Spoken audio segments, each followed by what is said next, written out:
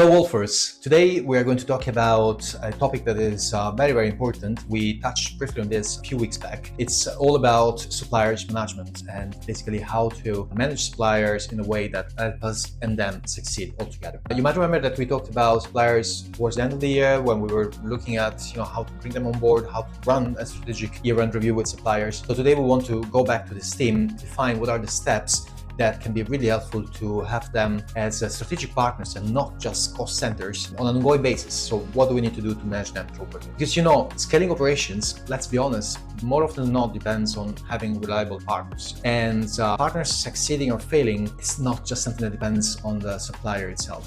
Very often, it depends on how we manage that relationship. So let's define a pretty simple framework to manage these relationships properly. The first step is defining clear service level agreements. So making sure that there are metrics in place, those metrics are shared, are well known to the supplier, so that they know what they're working towards, what they're being measured against, what are their goals, and ideally we want those goals to be shared between us and the suppliers. The second thing is building an effective feedback loop. So making sure that you have at least quarterly reviews, joint reviews with the supplier of the performance, how things are going, and if things are not going as we hoped for, why is that? What's happening? What are the root causes? And in this scope, asking ourselves really, what is that they need to succeed, or asking them what they need to succeed. Sometimes they need things from us that are not captured in the contract, but in practice become very important. You only find out later. You want to make sure that you can address whatever you can, even if it's a little different from what was initially thought of or stipulated. And last but not least, remember to create and share dashboards with them that offer a bit of a unique version of the truth that everybody can relate to. And the third step,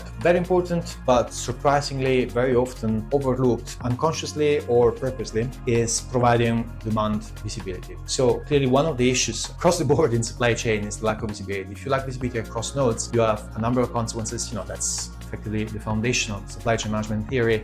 That's the foundation of the so-called bullwhip effect, one of the root causes. So providing this demand visibility is important. I know that in some industries this is a concern with regard to industrial secrets, confidentiality of information, etc. But be aware that this is a critical step to ensure success and joint success between you and the supplier. Therefore, you might want to send rolling forecasts. You might want to flag upfront campaigns or expected demand spikes. Imagine if you have an influencer, you know that will create a spike, and the supplier needs to be aware of that, needs to be alerted. And also, again, coming back to the first step we talked about, is aligning on shared success metrics.